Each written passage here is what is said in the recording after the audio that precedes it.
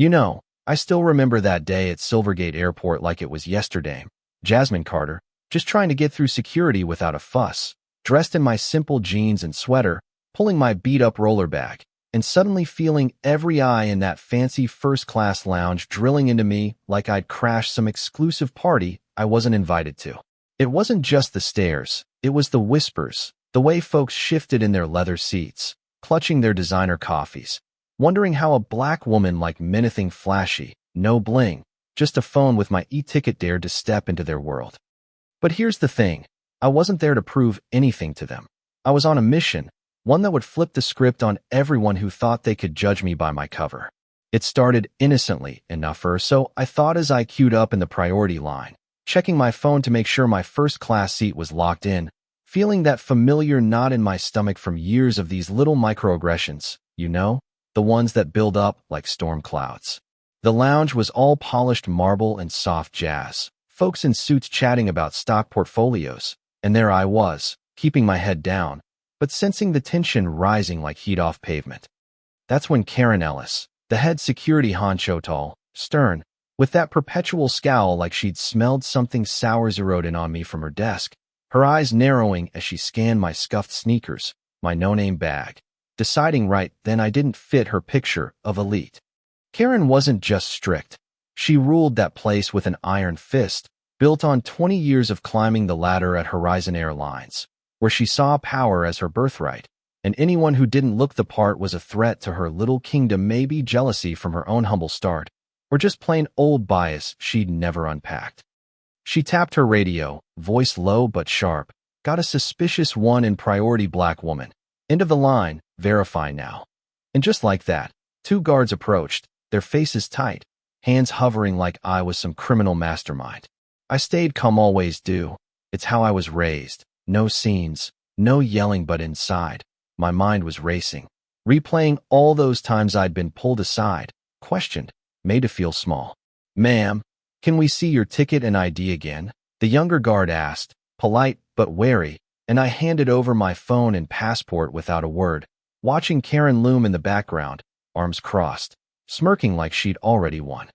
But she pushed it further, radioing in. "Ask her why she's here. Details on the trip, make sure it's legit," and the guard shifted uncomfortably, mumbling, "Purpose of your travel, Miss Carter?" and confirm that seat class. I locked eyes with Karen across the room, her stare cold, challenging, and replied clear as day, loud enough for the nosy passengers to hear. "Business in Portland.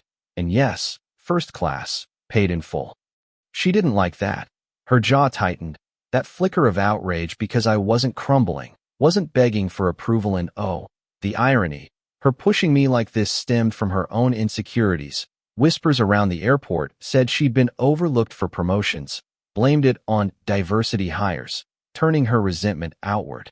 Things escalated quick. Karen strode over, heels clicking like gunfire on the floor, stopping right in front of me, glancing at my ticket with that fake indifference before hissing low, "You're in the wrong line, honey, economy boarding's that way." The lounge went dead quiet, folks staring, some smirking, others uncomfortable, and I could feel the heat rising, but I lifted my chin, met her gaze steady, and said with a small smile, not angry, just firm, "I know exactly where I belong, thanks." That hit her ego like a slap.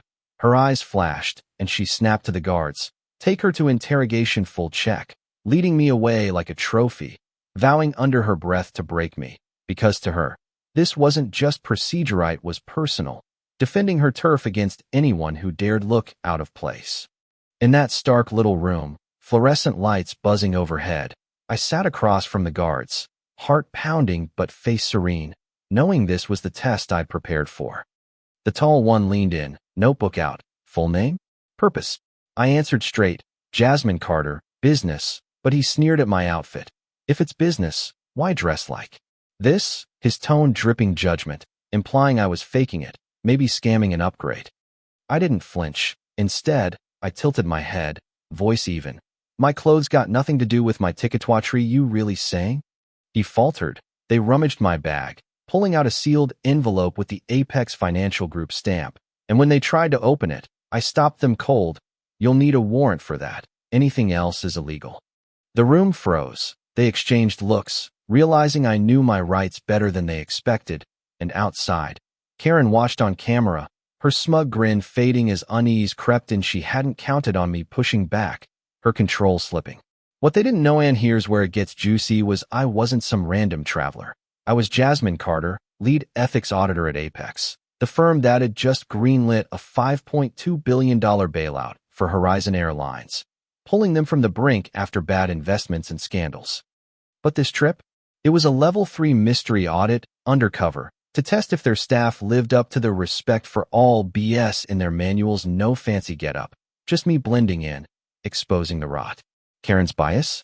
It ran deep, tied to her clout in the airport's old boy network, where she manipulated shifts and favors, fearing outsiders like me might upend her power play.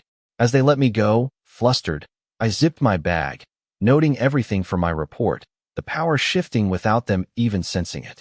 Boarding the plane, I thought maybe the worst was over, but nope. The drama followed me right into first class. I snapped my way again. That same suspicion. And then Lisa Ellis-Garen's sister, lead attendant, all polished smiles for the suits, but eyes for Meg glided by, handing out warm towels to everyone except me, ignoring me like I was invisible, her snub deliberate, born from family loyalty and her own climb up the ranks, resenting anyone who skipped the line, without looking the part. A guy next to me, all Rolex and ego, leaned over with a smirk. Guess money buys anyone a seat these days, huh? His voice mocking, passengers chuckling. I turned, calm as ever. You think money's all it takes? Maybe try earning respect first. He shut up fast, face red, but Lisa caught it, her lips curling satisfied, thinking she'd won this round. Then came the kicker. Lisa loomed over me, voice loud. Miss Carter, we need you to move back for weight distribution safety protocol.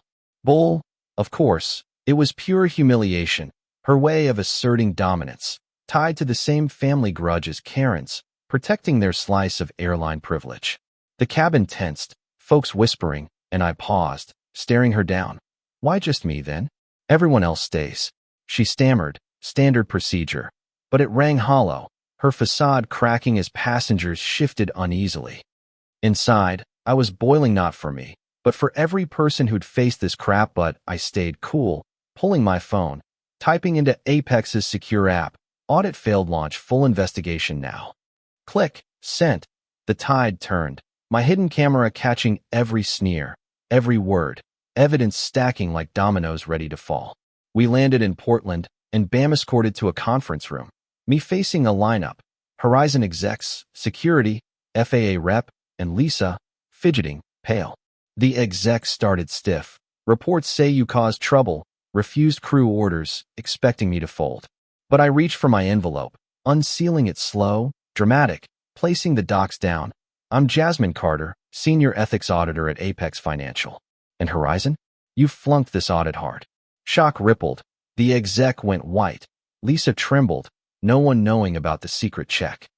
I hit play on the projector, me footage rolling. Karen's hisses, Lisa's snubs, their smug laughs exposed in HD, every biased jab laid bare.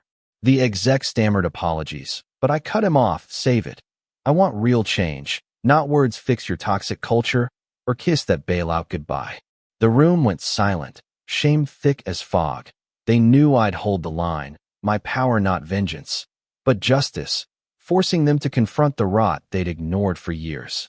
In the Faludo man, it hit like a hurricane. Apex yanked the $5.2 billion deal, stocks tanked, Horizon teetered on bankruptcy, investors fleeing. Karen? Suspended, her empire crumbled, reassigned to a desk job, regret eating at her from that old resentment she'd let fester. Lisa got demoted to economy routes, perks stripped, her arrogance shattered. And the airline? Forced into my anti-bias training overhaul, every staffer learning the hard way that dignity ain't optional. Weeks later, back at Silvergate, I spotted Karen at a lowly service counter, broken, eyes down. She looked up, trembled, mumbled sorry, and I just said soft, "You were half right. I'm not like the others. I came to remind folks how to treat people, plain and simple." She teared up, the lesson sinking in too late. But here's what lingers. You know, did they really change, or was it just fear? That culture of judgment, rooted in power grabs and old grudges, can it truly be uprooted, Or does it simmer under new policies?